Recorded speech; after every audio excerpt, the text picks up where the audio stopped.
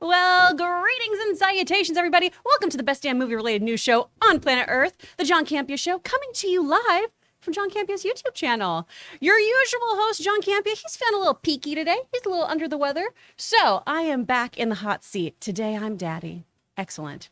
But I'm not going to be alone, though. I've got all kinds of people here. I've got you watching, all of our wonderful international friends here to talk about movies, TV, comic books, all sorts of good stuff. And speaking of good stuff, probably one of the best stuffs around, Mr. Robert Meyer Burnett is here. How you doing, Rob? Oh, who am I to argue with that assessment? Yeah. You know, I was hoping we would sing this entire show. Well, because maybe we got a musical to talk about. You know, do a little apparently. operetta or something, kind of like The Umbrellas of Cherbourg, one of my favorite romantic films of all time. Aw. The movie's entirely sung. Man, I'm learning so much this morning about what a romantic you are. I know, I'm telling you. I am. I'm a complete romantic. I love that. Lucky Elizabeth. Oh, my goodness. And another romantic wooing women all over the Los Angeles area. Chef Pleasures himself. Yeah. Okay, Mr. Ray look. Ora. Cooking up the I have pleasure. a sad story for you guys. What's You this do? sad I story? went to their place yesterday. I got all the barbecue ready, standing in front of their door, ringing the doorbell. No one answered. It started raining. It rained on the meat. I went home crying. Ray. Yeah. Oh, man. That's so heartbreaking. Did No, it that didn't rain happen. here? That didn't happen. It didn't rain yesterday. Sounds like some I know. bullshit, but it's very Starting to find sad. holes in his life. I feel you've betrayed us all. And of course, making sure that everything goes correctly today, because none of us know what any of these buttons do, is producer Jonathan. Jonathan, how you doing? I'm doing swimmingly.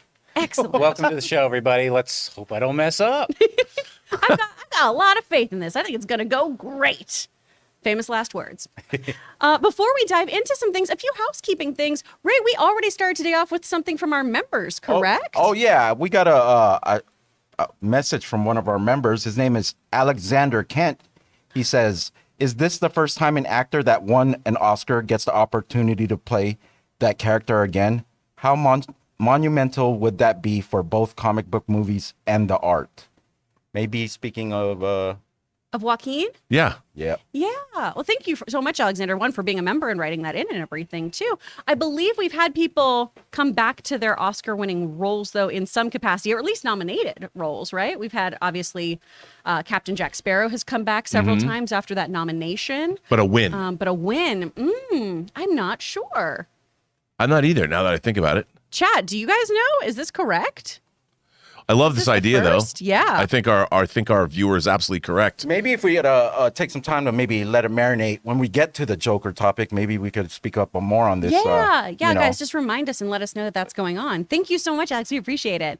A few other things for the show. If you are watching and, hey, your boss is looming over your cubicle and doesn't like that you've got YouTube on, not to fret. You can still listen to the show. You can listen to us in podcast form. The John Campea Show podcast, available wherever you get your podcasts. Go check that out. There's also our Mailbag podcast. So you can either watch Mailbag or you can go check it out in podcast form. Rob does a lot of those, answering your viewer questions. All good stuff. Today there, even. too. Oh, you're doing one today? We're doing one today. That shows how informed I am. I was like, really? That's neat. All right. Well, you know, you could stay and do it with me if you want. I could. I know you can't, probably. I got a happy hour to go to. Damn it. Aviation, baby. Aviation. I think doing a mailbag with Aviation Gin is happy hour. That is a happy hour. That would be much higher on my priority list than if that were possible. But there's no more left, so we need another case. Womp I think I womp. poured a little too much in mine. Oh, no, Ray. Don't worry. I'll We'll still find be out here. soon enough. Yeah, I'll still we'll be find out here. how you're doing. It's getting hot in here a little bit. Well, guys, let's get into how this show works, okay? Because even though John's away, the spirit of the show remains the same. Basically, how this works is you give us our topics. You tell us exactly what you want to talk about. You just head on over to our website, all right? You go over there to thejohncampeashow.com/contact. Let us know what movie news you think we should be talking about. If we think it's timely, pertinent, important, worthy of being on this show, maybe, just maybe, we'll answer it on the show. So with that down, let's get into our main topics for today, all right? Our first topic comes from Ethan. Greetings, John, from Northern Ireland. Paddington 3 has found its director in Dougal Wilson and its title with Paddington in Peru. I'm over the moon.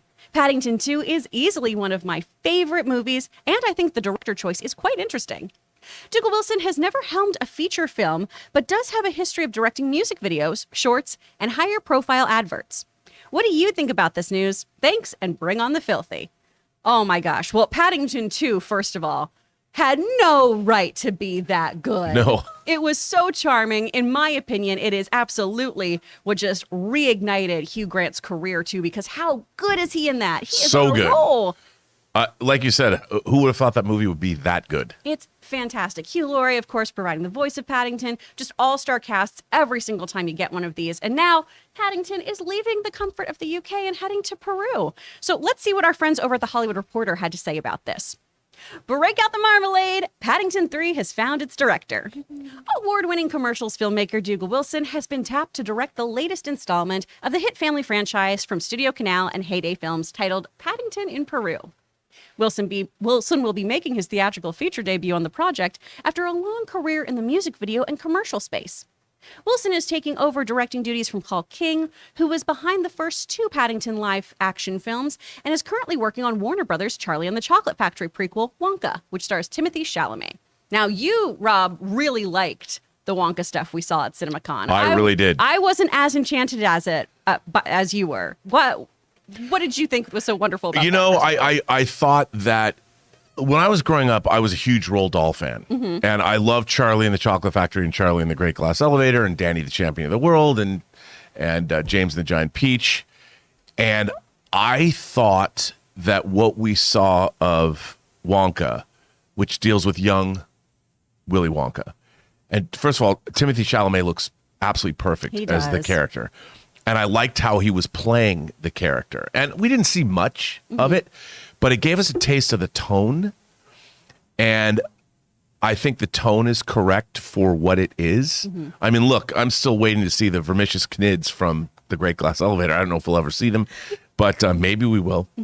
I just thought it looked great. I mean, I'm a huge Timothée Chalamet fan, but but again, we just saw a snippet. It Yeah. might be hot garbage. It could be. But with the director of Paddington 1 and 2, which Paddington 1 and 2, it's the tone for me of these movies that work so well. And we've talked about even on this show that if they make a Paddington 3 and it turns out as well as Paddington 1 and 2, you have to elevate the Paddington films into the rarefied air of the greatest trilogies ever made. And this director, in the early 80s, you had a lot of British commercial and music video directors coming over to America, like Ridley and Tony Scott, Alan Parker, Adrian Lyne, and they all went on to make career-defining movies in the 80s. And we haven't seen that much of it because the music video form is not what it was. You didn't see a lot of, in the 80s, it was exploding. It was a new format. There was a lot of innovative filmmaking going on. You had like all propaganda films where David Fincher and Michael Bay and even people like Dominic Sena, who to a lesser degree came out of that. So hearing they found a commercial director and a video director who's cut their teeth on this for a long time makes me excited because that's a tough act to follow. Absolutely. Because I was going to say, if Paul's so responsible for this tone, you're feeling okay with this choice coming in? I don't know much of his work, but I would assume that the powers that be in this case, I think they know what they're doing. I love the idea that he's going out of the country to Peru. I know. I love this idea. Just packing up all his marmalade. I mean, I taking think on the back road. to, and I'm drawing a blank and I worked on it, the Disney film Cusco. Emperor's New Groove? Emperor's New Groove. Yeah. Yeah, I did special features for that, and that took place in Peru. So Peru is a place I've always wanted to go to, and I'm sure there's many shenanigans that Paddington could get up to there. Absolutely. So I'm a there fan. are. Let's see it. Excellent. I mean, come on, look. Who doesn't want to watch that guy go to Peru I know. He's and so meet cute. Peruvian bears? Yeah. Mama bears. Aw. Get some new toppings for his toast and Get such. something. I do think that Paddington does have the potential to be one of those wonderful children's properties that is so elevated, right? Because it's so many adults who love all the Paddington stuff. Yeah. That it does feel like it could be that kind of Toy Story level contender. Mm-hmm. Could it be in our hearts and part of the zeitgeist on that level? I don't think it has that. I think it should be elevated, but I don't know if it is here in America as much. I think it deserves to be because they're great. Yeah. And for me, as an old man with one foot in the grave, Come on, Rob. I know I can't. People get depressed when I say that. It's a joke. It's funny. I think it's funny. It helps me keep my days clear. Mortality. Yuck, yuck. Yeah, I know, right? But no, I think that these movies are delightful. And for me, it's hard. Like I couldn't. How good can a Paddington movie be? That was my thought. Oh, it can be that good. It can be that good. So- It's wonderful. You know, the last Blu-ray I bought, Rob? Paddington 1. Wow. Why did you buy I haven't seen Paddington 2? Paddington 2. Oh, you need to see it. Oh, Ray, you'll love it. I got to get on that. I didn't think know it's it was even gonna better. Go. Yep. Yeah, I think so too. Oh, it is precious. I highly recommend it. But guys, the question is up for you. What do you think about this new director coming in for Paddington in Peru? Are you excited? Are you nervous? Do you think Paul really set the tone and it's going to be a hard act to follow? Let us know in the comments down below. All right. Let's move on now to topic number 2. This comes from Tyson Uman. Greetings and salutations. The hype coming out of CinemaCon, including from you guys, for Lightyear was incredible. Now the official reviews are coming, and while they are very good, they're not quite Oscar contender worthy. As of this moment that I'm writing this, the movie has an 80% on Rotten Tomatoes. Like I said, that's very good. What do you think about the reviews we're getting for Lightyear? Well, thank you so much for writing that in, Tyson. We appreciate it. I'm honestly shocked that we're sitting at an 80%. I am too. Right, because we all walked out of this film, and everyone's going to have their own opinions, but we walked out of the first 30 minutes of this just buzzing about Lightyear. We were so hyped about this. Yeah. It's incredible sci-fi. It's Pixar, who I think you should always bet on. And one of the things I'm kind of thinking here, Rob, and I know I'm biased because I love animation. I come from that world. I'm wondering if critics are also just really viewing this as a kid's movie, as yet another animated feature, and not giving it the sci-fi kind of bang it should be getting and the praise it should be getting. I think you're absolutely onto something. I think you're 100% correct. You know, I read a lot of reviews that had come out, and I found them perplexing because a lot of them were referring to it as being part of the Toy Story franchise and comparing and contrasting it. And I'm like, I thought that was an odd way to go because I think it's Toy Story adjacent, obviously. Yeah. But I watched this film, when I sat down and watched it, I'm like, okay, it says in the beginning that this is the movie that these toys come from. So that would be like saying, you know, if you've been watching the wacky animated antics of R2 and 3PO, you know, with their amazing animated friends, and then you actually sat down and watched Star Wars, it would be a very different experience. And I was totally enchanted by this. I was looking at it not as something that was part of the Toy Story franchise, but was Toy Story adjacent. And the film, to me, I wasn't even thinking about Toy Story when I was watching it. I was watching a new science fiction film, and that's how I was looking at it, from the design sensibilities to the acting to the story that was unfolding. I thought this movie was great. Yeah. You know, and like I said, 25 minutes in, I had an emotional, like you did too. We had this, we're like bawling, and You were sobbing. I'm wondering what the mindset is, and maybe look, we haven't seen the last hour, This is very true. so it could be a very different experience because all we had was what we the first half an the first hour, part. and the rest of it might have sort of maybe petered out. But I do find the whole idea of this as not being as worthy as now I want to go see it more than ever, if that makes any sense. Yeah. Because I want to confirm that I'm not wrong. I feel like someone's Exactly. thrown a gauntlet down and they said, well, you guys, you didn't know. Yeah. Because usually I consider myself a pretty good indicator. Sometimes I'm wrong, but for the most part, I'd say I'm pretty good about these kinds of things, knowing I said Top Gun Maverick was going to gross $100 million way did. early on this year. But this perplexed me. And the responses are not what I had hoped they would be.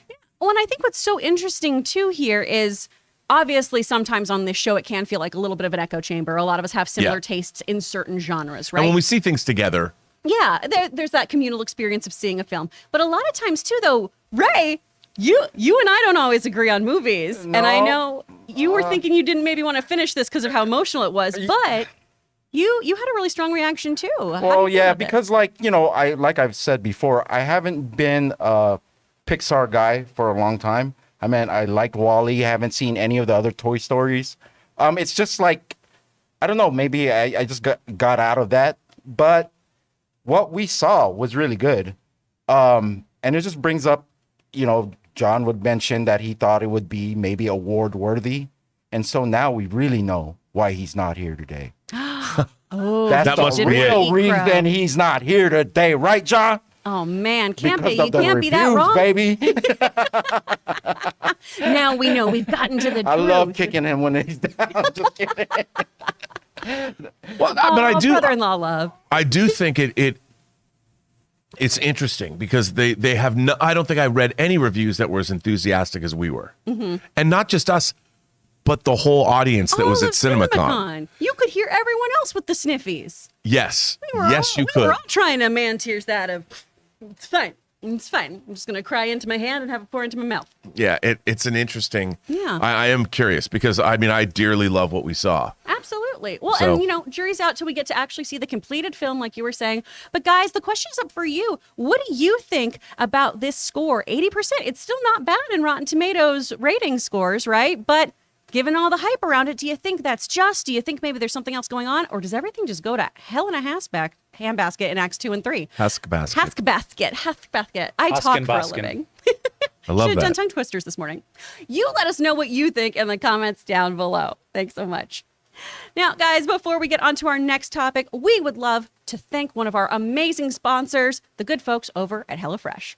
Guys, we want to take a second to thank the sponsor of today's video, HelloFresh. Let me take a second to tell you why my wife Ann and I love HelloFresh. As two working professionals, at the end of the day, it can be tough to get dinner together, and HelloFresh saves us loads of time, money, and most importantly, gives us great tasting and nutritious meals. And no joke, with the easy to follow along instructions, Ann and I actually have a blast cooking dinner together. And they're so foolproof, even I can do it alone when Ann's not there. And HelloFresh now has over 30 dinner recipes to choose from every single week. That is the most choices of any meal kit out there. Customize your favorite dishes with new Hello Custom offerings by swapping out one protein or side for another, upgrading for a more luxe experience, or even adding protein to a veggie meal. So guys, right now, go to HelloFresh.com/Campea16 and use the code Campea16 for up to 16 free meals and 3 free gifts. Once again, that's HelloFresh.com/Campea16.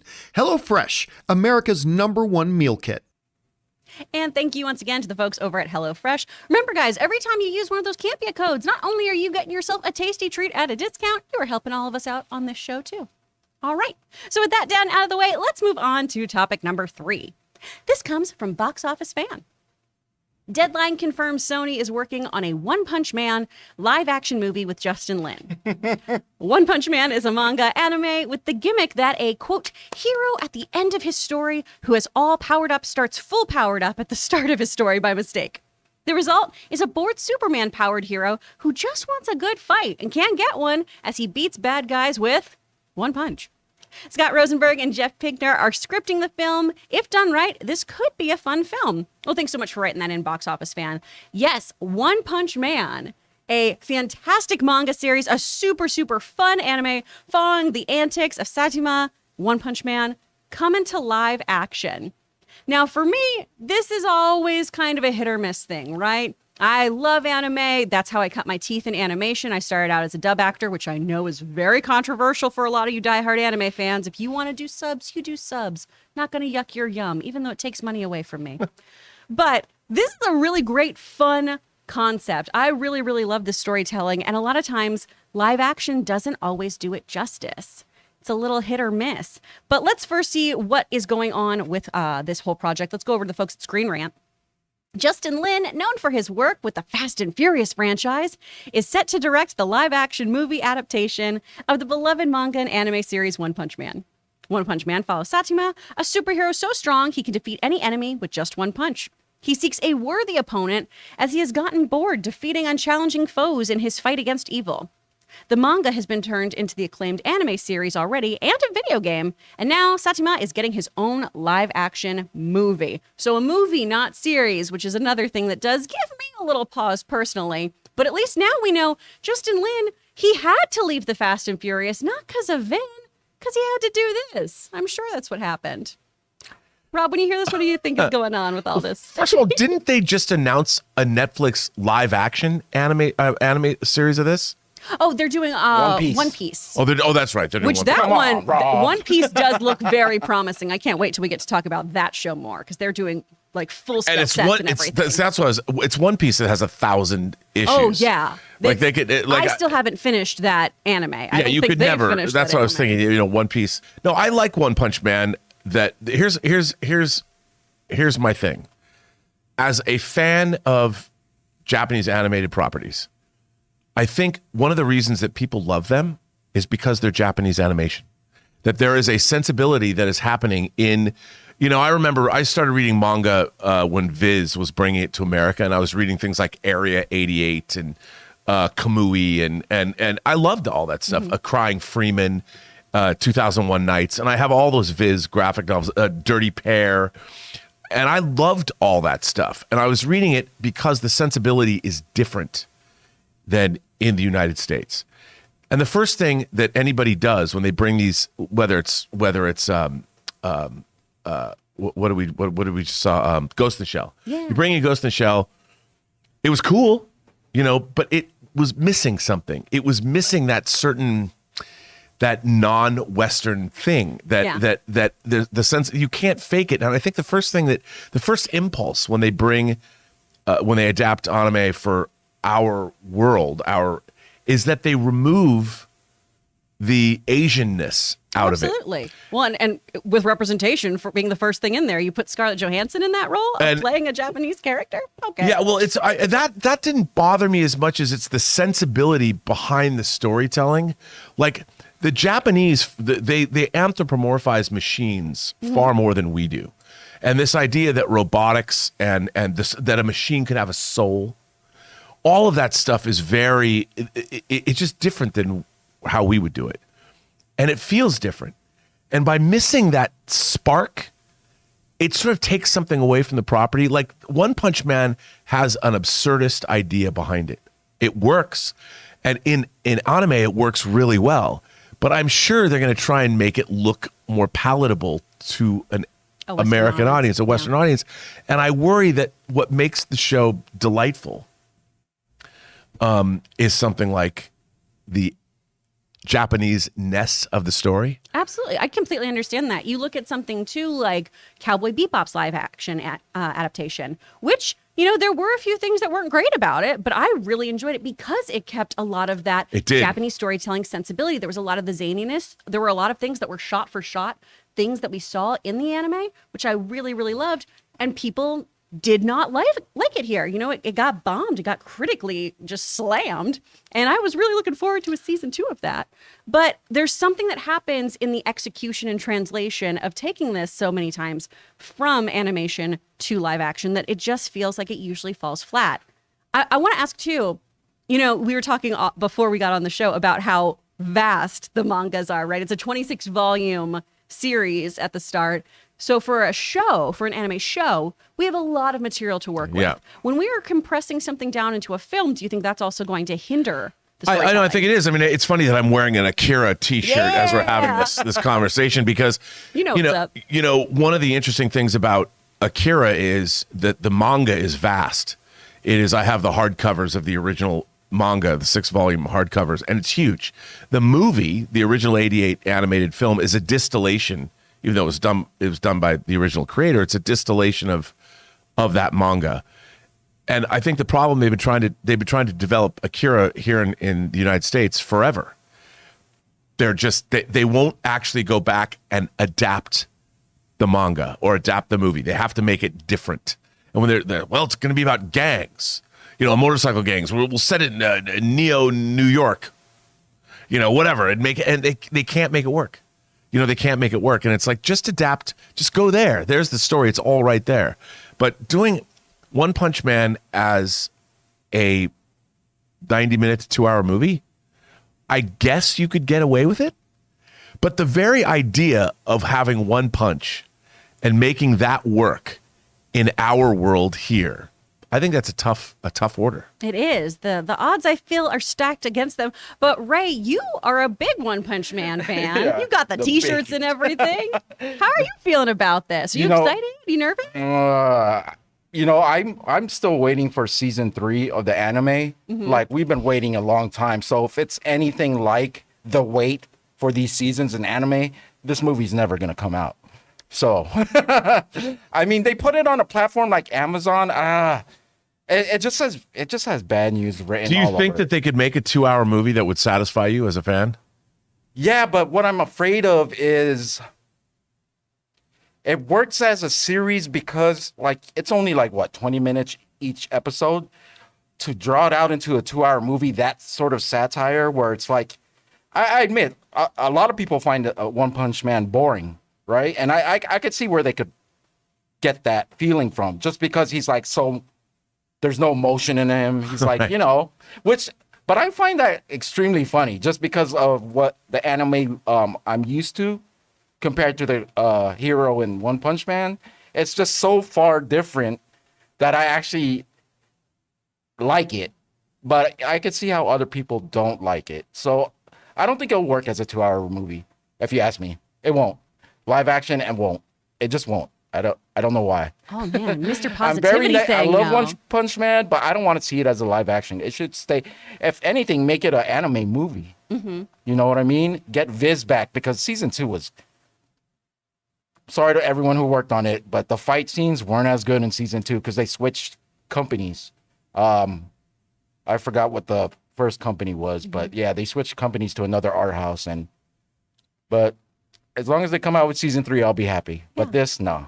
Well, and it's looking like that it's actually being developed for the big screen with Sony Pictures.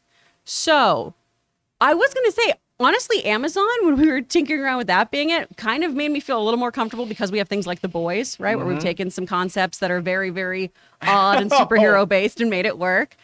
But how do you feel about someone like Sony? Uncharted, baby. Uncharted. Okay. Well, they are a Japanese company, so maybe. Maybe we'll keep that sensibility. I will say this: when they say they started production, if it's done like within like 2 months or something, then expect Right. the worst. Well, and we're just in the development stages right now, Yeah, too. So, But like, do you set it? Here's the thing I wonder about. Do you set it in the real world? yeah. Like what world? What does the world look like? You've got like in Tim Burton's Batman, it's an Anton First production designed kind of a nightmarish world. Mm-hmm. The MCU is relatively in our world. Zack Snyder's Justice League and Man of Steel were more in a heightened Alex Ross painted reality. So what reality do you set this movie in? Is it Satsuma just a dude? Yeah. Like, is he just a guy wandering around? Like, what is it? How do you do That's it? the best way to do it. You know, one of the things that I really liked about it was the fact that the world monsters walk around like they're normal people. Right. Like, around the corner, there's a monster there. And then they have like an Avengers Tower, and like they have rankings. Right. And there's like a organization that keeps track of all of them. And I just like that none of them know about this guy that is killing all the monsters. And they think it's one of the higher heroes because the higher heroes are there. But See, he'll that's do what I it- mean. Yeah. If you did it like that, and made it the stylized world where monsters are walking around, or do you go that realistic route? And I think a lot of that has to do with whether this is going to succeed or not. You don't Yeah. you don't see them as doing that both? Like maybe just a real I would love- world look, and then monsters walking around? You look at a movie like Free Guy. It's not the same thing, but Right. you're looking at this video game world, and it was really well realized. It sets it up, and you buy into it. I think that's what makes One Punch Man fun, is that world. But is that going to fly with a Western audience? Can you make people believe? Absolutely. And then are the creatures CG, or is it practical? I mean, I think it's a Practical. tough call. Oh, well, I love what the chat is pointing out. With Sony doing this, though, and developing this, we finally get the crossover that everyone wants. One Punch Man and Morbius. So at least there's that. Well, That would have made chat. Morbius a better movie. It would have made Morbius a Because way One better Punch movie. Man would have strolled in, taken him out with one punch, and would have left. And we it would would have have we would have ended in Act 1 where things were still Yeah. promising. Oh man. Well, the question is up for you guys. Are you excited about a One Punch Man live action film?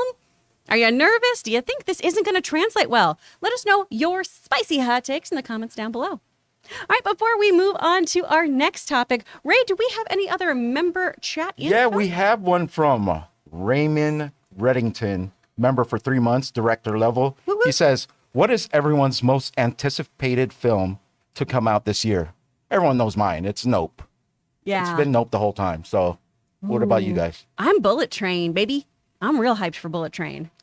Mine was Crimes of the Future, and it already came out, and I have many things to say about it. Yeah. Did it But- live up to your expectations? It did and it didn't. Like I said, I found the movie surprisingly distancing.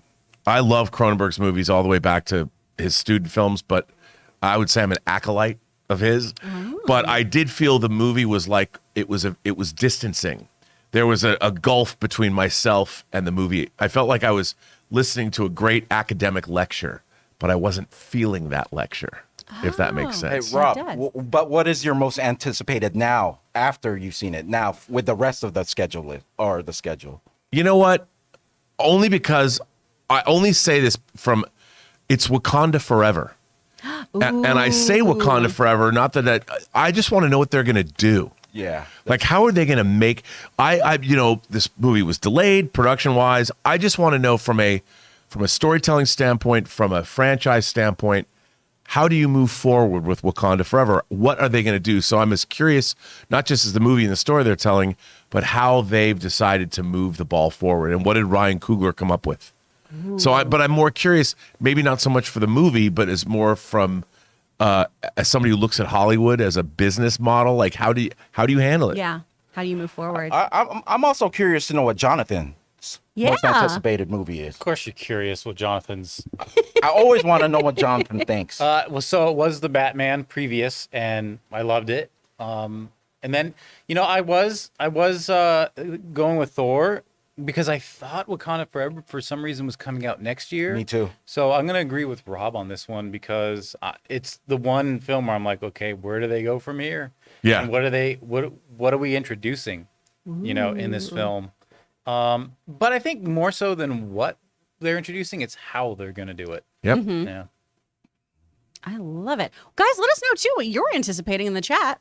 This is a conversation after all, so let us know what movies you are really excited for. Raymond, thank you so much for writing that in and for being a member. We really appreciate you. And for getting another season of The Blacklist. That's the other thing you're anticipating? Or Well, he's no, but responsible Raymond for that? Reddington, he keeps going while everyone else falls by the wayside. Raymond Reddington gets another season. Love that guy. Consistency. Awesome. Well, let's move on to topic number 4. This is from Spots. Hey, y'all. While Spider-Man Across the Spider-Verse might be a year away, we've gotten some updates regarding the film. Jordan Tacone has been selected as the voice of the Vulture. We also got our first look at one of the villains of the film, Spot, voiced by Jason Schwartzman. For those who are unaware, Spot's body is covered in interdimensional portals that can send him anywhere he wants to go, while also making portals appear out of thin air to transport someone to somewhere else. John Spot seems like a really interesting villain considering the multiverse nature of the films. So what are your thoughts on this? Well, thank you so much for writing that in, Spots. Yeah, bringing in this interdimensional villain makes a lot of sense given the plot points of this film. However, what a deep cut. A deep cut. This is Dr. Jonathan Ahn is not featured very often. Very, very rare appearance in the animated Spider-Man series back in the 90s. Like one. Yeah, just one episode, a one-off. A few times kind of dances with the Sinister Six and things like that, but really a total D-lister if we're talking about the hierarchy of villains here. So it's pretty surprising to have him in the mix. Let's learn a little more about him, though. Let's go over to IndieWire. Spider-Man Across the Spider-Verse in theaters June 2nd, 2023, stars Jason Schwartzman as Batty the Spot, inspired by an ink blob on canvas. Co-directors Joaquim Dos Santos, Kent Powers, and Justin K. Thompson unveiled the character, voiced by Schwartzman, during an Anarchy presentation that included 15 minutes of progress footage screened for the first time. The Spot is one of the deepest cuts in Spider-Man's Rogues Gallery, co-director Kemp said, as first reported by Variety. But he has a superpower that really excited our entire team. His entire body is covered in little interdimensional portals that can send him anywhere he wants to go. Now, Rob, we got to see a little footage at CinemaCon that was so fucking cool. Oh, no, from the first trailer they released, I'm very excited for this movie. The Into the Spider-Verse, I loved. John didn't like it when he first saw it, and then it became one of his favorite movies of that year. I loved it. I thought it was incredible. The look of the whole thing. Speaking of Akira, what I loved about Across or Into the Spider-Verse was the way they animated light. the urban, and the Yes. first time I'd ever really seen it was in Akira, the way how neon city street lights were animated. And I loved the style of animation. I loved Into the Spider-Verse. Oh, yeah, it's so gorgeous. the idea that they have a villain that can travel interdimensionally, like they brought, like it was so, I was like, I had vague memories of the spot. I'm like, I know there was an animated episode with him in it. And Yeah. then I went and looked him up and I'm like, I get why they picked him, because who knows, I think this movie's going to be even more bonkers than the first one. Oh, absolutely. I mean, we got to look at a version of the Vulture, and that in itself was wild. Yeah, and yeah. So fun to see. And then seeing Spider-Man 2099, in the Oh, yeah. original trailer, I can't wait to see this movie. I think it's going to be great. I have a very high hopes. I mean, it's coming off the Academy Award win of the first film. What's not to love? And I love Jason Schwartzman. I mean, I can hear how he'll do that voice. Absolutely. I love him My- as a bad guy, too. I think one of my favorite performances of his is in Scott Pilgrim. Oh, yeah. And he is just so smarmy and fun, and I'm really excited to see him bring some of this to this film. Yeah, I mean, I could see him doing a little Rushmore action. Ooh, just there bringing we a little go. bit of that character, but making him a bad guy.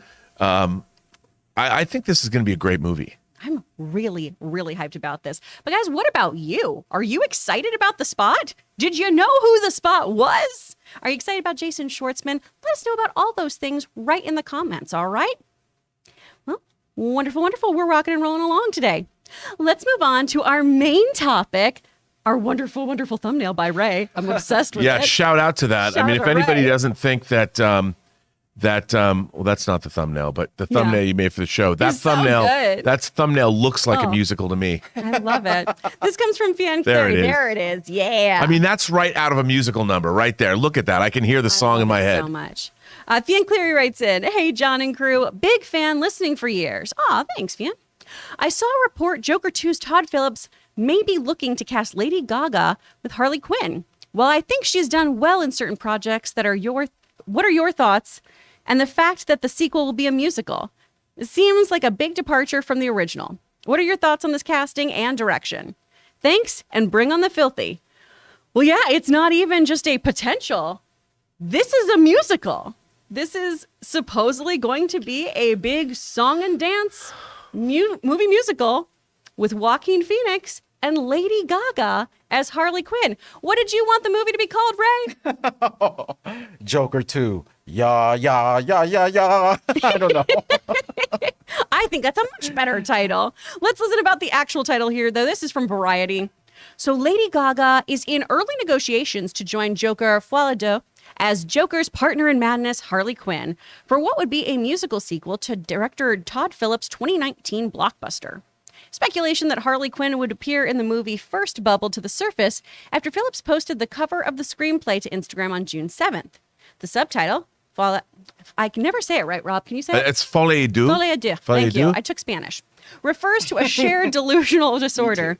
And Joker's only real companion, other than Batman anyway, has been Quinn, a character first created for Batman the Animated Series in the early 1990s. Yes, with Arlene Sorkin doing the original voice, crushing it, making that character one of the most beloved of DC franchise, and giving her that lovely Gotham accent, because now we all know Gotham's in New Jersey, and that's how Gothamites really sound. I love it so much. So you hear that Lady Gaga is going to be in this, potentially, right? She's in negotiations. You hear that it's a musical. Rob, you seem excited about this news. You know what? I heard this and I'm like, yes. Because if you think about, like, first of all, I'm a fan of musicals. And there has been, like, if you guys haven't seen it, I don't know, maybe it's like 5 years old. Search out the Polish mermaid horror musical, The Lure. I'm not kidding. It's on Criterion. It's on Criterion. It was a debut film of an emerging female filmmaker in Poland. Watch that. Watch Repo, the Genetic Opera. Oh, so Watch good. Happiness of the, pardon my pronunciation, Katakuris or whatever. Watch Brian De Palma's Phantom of the Paradise. You know, Ken Russell's Tommy or Litzomania. Hedwig and the Angry Inch. I mean, there's so many ways you could go with this movie. And then if you had combined that with things like Alan Parker's Pink Floyd The Wall or take your pick. If anything lends itself to a musical, the idea of a shared delusion that the madness of the Joker and Harley Quinn together creates a magical world of craziness that the two of them inhabit together. Can you imagine going in and out of these? I mean, to me, this material is what musicals are made out of. Like their shared delusion sends them into this whatever realm where you've got Gaga's Juilliard trained voice singing wonderful surrealistic songs. I mean, I can't even. This idea is so brilliant to me, coupled with the fact that Todd Phillips directed a movie about Gigi Allen and the murdered junkies. Gigi Allen, one of the punk rockers who would defecate on stage and throw it at his audience. I mean, Todd Phillips directed that film. This idea is one of the great ideas of all time. And everybody, by the way, I was saying this, I'm like, you guys don't understand. What do you want to see? Yet another adaptation of Joker and Harley Quinn? You want to see this? I want to see the animated series.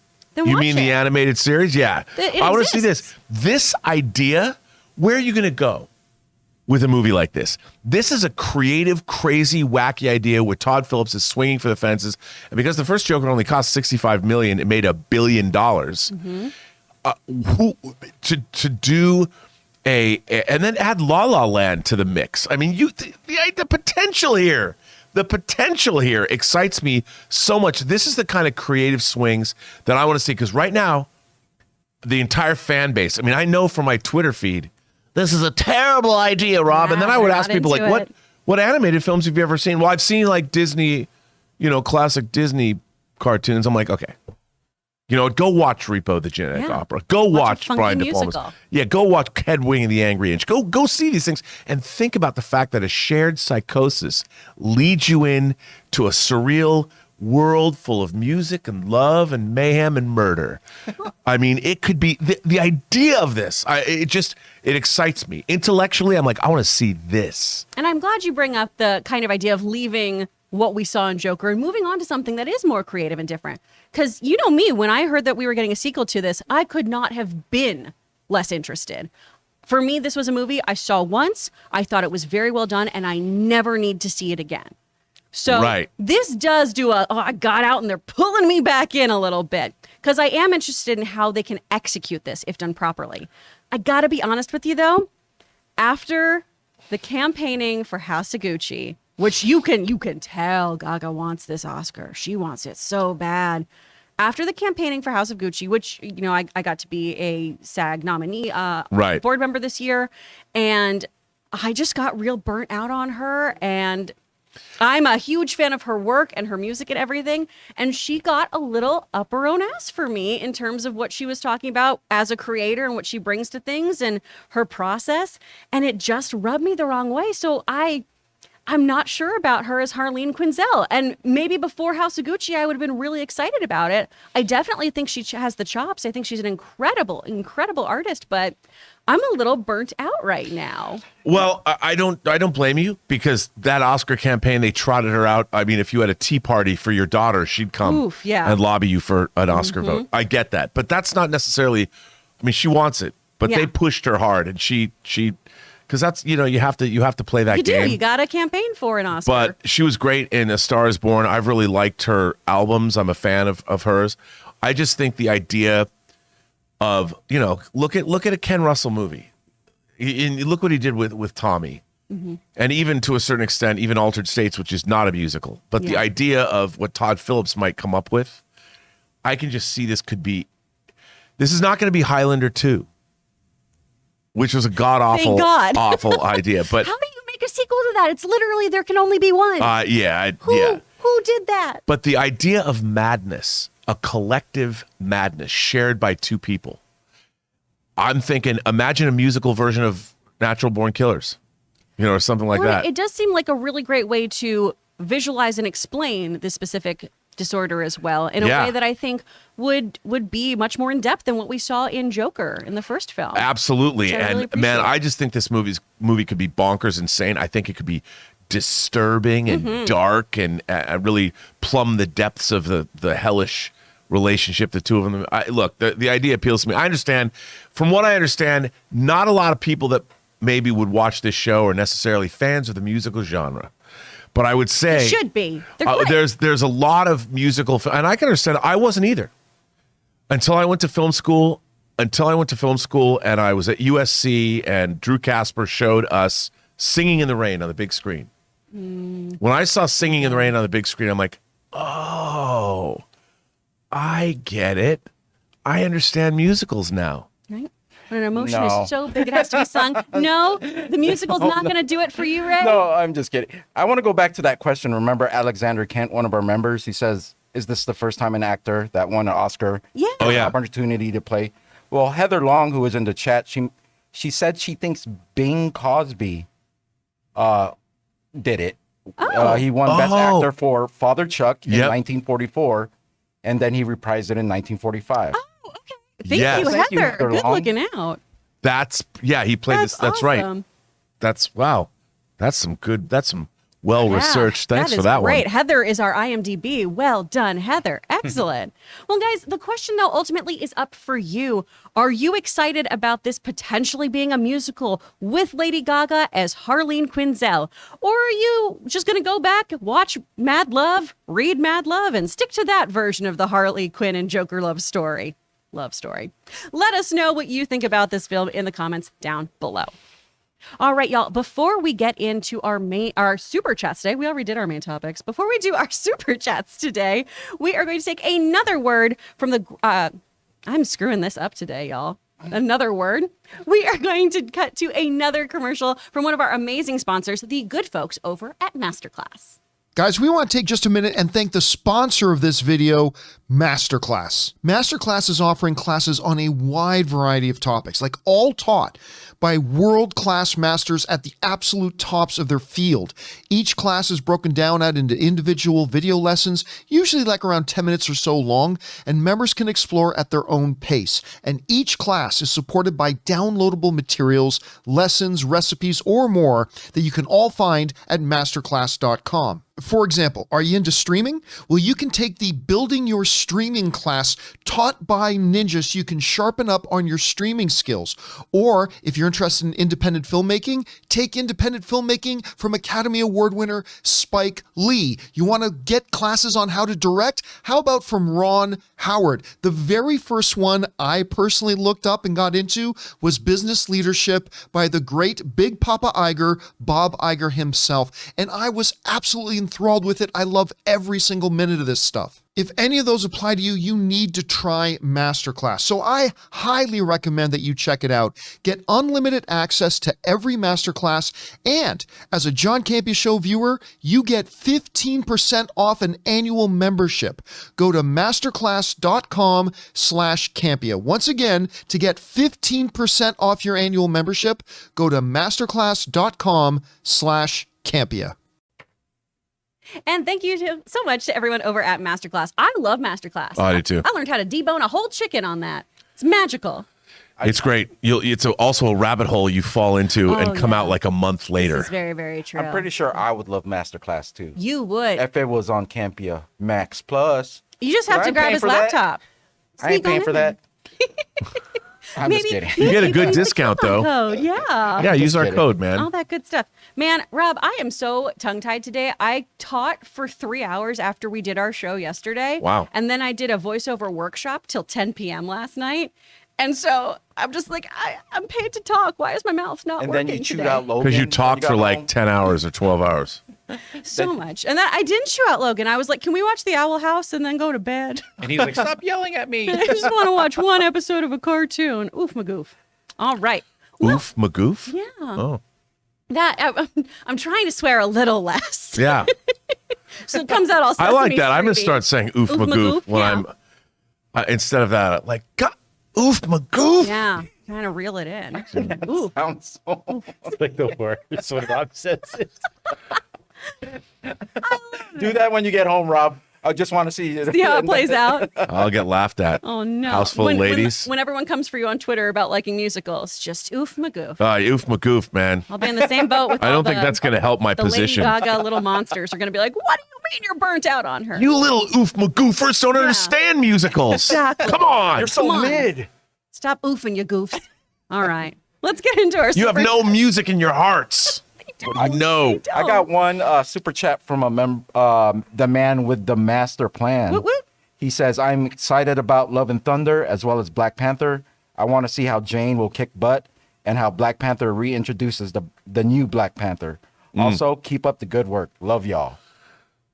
I love that. Thank you. That's so sweet. We love you back. Yay, yay, yay. He's a oof magoofer. He's a sweetie. Definitely. Let's jump on in here, Rob. Mike's Movie Madness sends in a super chat. Got my tickets for Thor Love and Thunder from Down Under for Friday the 8th. Can't wait. Oh, yay, Mike. That's That's a so different show. exciting. The Thunder from Down Under. I was He gonna is. say. I mean, and he is getting a little naked in this one. So I know. And he is literally the Thunder from Down Under. Yes. He's an Aussie. I hope you have so much fun, Mike. Enjoy. What's next? Rafael Castillo says Joker 2 can work as a musical if the numbers are portrayed as in Harley's mind. Basically, the numbers can be metaphors for her manic or depressive periods. Or their crazy togetherness. Yeah. Yeah, I totally agree with that. I think that's why I'm excited about it. I think it could be amazing. Exactly. And a lot of this is supposed to be about a disassociation with reality, too. What a better way to do that than have big, expansive musical numbers that are big cutaways from the Gotham we've come to see. I mean, the character Pink in Pink Floyd The Wall, his fascistic dreams of, I'm telling you, if you guys haven't seen Alan Parker's Pink Floyd The Wall and you think the Joker movie can't work as a musical, watch The Wall. The Museum of Natural Science in Houston, Texas, used to show that movie every weekend. It was awesome. It was so fun to go do. So good. Oh, I love it. By the so way, much. never been released on 4K, Roger Waters. I'm looking at Roger you, buddy. Waters, get I would it love together. to. I want to give up my bootleg of Pink Floyd The Wall so I could buy a real one, but you won't let it get released. Roger, Just that's saying. true love. Why are you being so selfish? Come on, Raj. Gosh. Pink Floyd The Come on, Wall, Raji. 4K. All right. Make it happen. Also, we have some support from Seconds from Disaster there. Thank you, Seconds from Disaster. Thank you, Seconds from Disaster. I appreciate that. Scotty Hale says, "Is it musical day? Is it musical day confirmed via teaser trailer next? Oh, the Boys episode is a musical. I have heard this confirmed. They're doing The Boys is a musical episode. Oh, dip. Now, I've only heard that, but it looked like something musical was going on. I didn't realize the whole. Look, I love the Buffy musical. I do too. Where do we go? My favorite From one is here. just they got the mustard out. They got the mustard out. Battle's done and we've kind of won. So we'll shed our victory tear. Oh, it's so good. Tell us. I think this could be done well. And hey, maybe if this brutal, bloody show does a really great musical episode, people will feel a little more confident in Todd Phillips taking a musical direction. I with the think Joker. so. Maybe the Boys will save this idea, Here we go. That's what we or at need. least for the fan base. James Argenta says Cineplex is airing the final episode of Kenobi with a runtime of 93 minutes, but that runtime could include the live Q&A that is set to air after the episode. That's interesting. I haven't heard that. I haven't heard that either. I would love for it to be a true 93 minutes Yeah. of just show so we could see some things happen. Yeah, something that that we haven't seen before, like the Yeah. rescue of Princess Leia twice. Exactly. Give me something fresh and tasty, you guys. But that's cool that I would go see that in the theater, but I haven't heard anything about that here. yeah. I would definitely go to that. Tom Bombadil says, "Hi team, did you see that Apple is making a Formula One film with Brad Pitt, directed by Joe Kosinski? Not an F1 fan, but after Top Gun Maverick, I'm intrigued. Yes, I've seen this idea, and I think the idea of him doing I love car racing movies. I loved Ford v Ferrari, and I grew up watching Grand Prix and Le Mans, and I love Days of Thunder, because Tom Cruise's character's name was Cole Trickle. That is a good name. That's a good name. That's a great name. I mean, if I ever had kids, I would name my kid Trickle. Your kid would get made fun of Cole so Trickle. much for No, being maybe named I wouldn't. Trickle. Oh, man. My dad does racing. Oh, he does? Yeah. He's got a race car and everything. That's I what he didn't does know on that. weekends. Yeah. He just races? Jeff Is he Carr. sponsored? He's a man of mystery. Jeff Carr is a car Yeah. racer. So his friends call him Race Car, which is real cute. Wow. Yeah. He's cool as hell, you guys. Oh, man. My dad's awesome. Why does he come on the show? He should. Well, he'd be very disappointed with how often I swear. Oh, really? He'd be like, Christine, so inappropriate. Just say you're Mr. Nunzio or There whatever. we go. Yeah. I'll be like, this is from mom's side of the family. You're Yeah. fine. I got another super chat from a premium member. Awesome. It's Casey McGrew. He says, been a huge fan of y'all since John's AMC days. Do y'all think Fairy Tale or Sailor Moon could be done since One Punch and One Piece is being done? For me personally, I would want Fairy Tale done before Sailor Moon, but that's because Sailor Moon was like my gateway drug into all things manga and anime. And I love it so much. My home is filled with those volumes. I have all the action figures. Like that is my Hot Toys kind of thing. I love Sailor Moon so much, and I feel like everyone would screw it up really badly. Fairy Tale, I think you got a little more room to groove. There's a lot of funky fun stuff you can do with that. What about you, Rob? If there was a Sailor Moon series, a live action series, all I know is that I could never watch it. Yeah. I would be accused of Just being unclean thoughts. Yeah. Well- I mean, look, when we were moving some stuff and Elizabeth found my Sucker Punch baby doll hot toy figure. Mm-hmm. She's like, "Why do you have this?" And I'm like, question. it comes with swords, man. And baby doll does look like a character from Sailor Moon. You have this. And I'm like, look, she's got big swords and huge guns. And she's like, this does not make me feel better about you having this all. I mean, if Hot Toys came out with a line of Sailor Moon figures, I would buy them so fast. I would buy them as well. Oh my gosh. And I would have them on my wall or my shelf, and then I would get in more trouble. Yeah. So I can't get behind a Sailor Moon series, or if I did get behind one, I get It's in trouble. wildly inappropriate. You Yeah. know how you could not be creepy, Rob? Don't be creepy. How I'm not? I mean, I'll tell you. In the '90s, when you go to Comic-Con and they had the masquerade, there was always groups of girls that came out dressed as Sailor Moon, yeah. and we would clap, for them because that's all we could do. Yeah. We'd have to Respectful. yes, Yeah. yes. I mean, that's all I can That's where I tell go. you about that. I really wish that I could make a poll like John does and do you think Elizabeth is in the right of not feeling good about this hot toy? Let us know in the chat. Well, I'll never let anyone else touch it, whatever that means. Ron H says, "Hey crew, anyway we can get an extended video of Rob grooving like he was at the intro of last Friday's show. Hashtag how Rob got his groove back." Did he ever lose it though? Yeah, man. He's Come always on. grooving. Look at him go. Look at him go. Yeah, there you go. There. Internet, you can just put that on a loop. You guys have the technology. You know how this is done. So Ron H, if we can't get John Campea's breakdancing crew, the Zodiac crew, Yeah. then no one's going to get videos of me. But you have a better chance of getting videos of me than you do of John, I think. That's very true. Yeah. So I wish his dance crew was called the Zodiac Killers. I feel like that was a We missed can't even see opportunity. his Star Wars fan movie. Oh, either. yeah.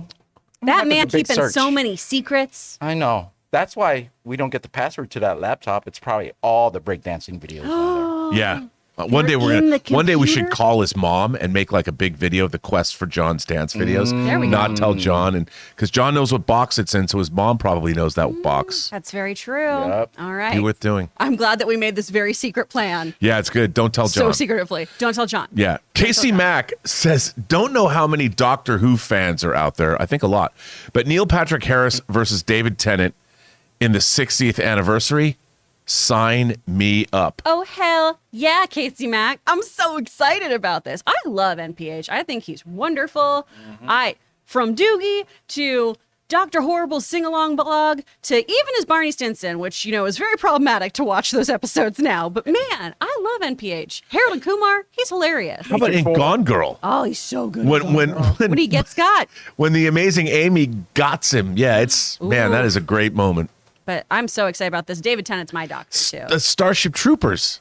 Yeah. Games in Theory. Oh, I always forget that he's in that. Mm. Very, very hyped, Casey Mack. Rafael Castillo says alternate Joker 2 title, Haha Land. Well done. Like it. Ben Rayner says, I like musicals, but don't see the fit. But when I think musicals, I think of bright and poppy movies. But if done right, this could be super great. I guess. Well, that's why I think it's so great you brought up Repo the Genetic Opera. I mean, that shows you that you can do something very, very dark and sinister, but then something even more streamlined, Sweeney Todd. Well, yeah, I mean, I forgot to mention that. That's It's something. about murdering people. Yeah. You know? Yeah, the demon barber of Fleet Street. Yeah. Even Come Into on. the Woods is pretty sinister when you Yep. get down to it. So Yeah, absolutely. there's potential here. I'm in. Matt Sanders said, "Happy 9th anniversary, John and crew, in the most underrated comic book movies ever." I guess that's because John was in the Hulk. No, but that's more than. Man of Steel, I think. Man of Steel. Man of Steel. Right. Oh, pardon me. I didn't even get to that part. Man of Steel. Can we just get a sequel? Matt, you know what? I love Man of Steel. I have 2. I'm going to have 3 hot toys of our favorite Superman. Whoa. When the Black Suit Nightmare Zack Snyder's Justice League 2-pack comes out, then I'll have my 3rd Henry Cavill Wow. Superman. I know, right? How many copies of Man of Steel do you have in physical media? You know what? I only have 1. Really? Yeah. Oh, wait. I have 2 because I have the 4K version, I think. I have to check on that. I'm not sure. We'll find out. We'll find out. What's next? I'd love to see the sequel, though. Josie Reviews says, if Saitama from One Punch Man was from Hawaii instead of Japan, would his name be Hawaiian Punch? Wow, you really got right with that one. That was pretty good. I didn't know where I was going, and then got there pretty good.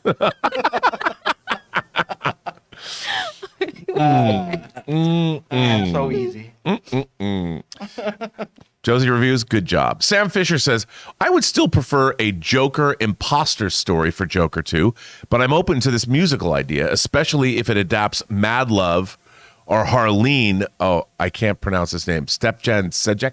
I believe so. I Sejek? think you got it. I think that's But I think that's.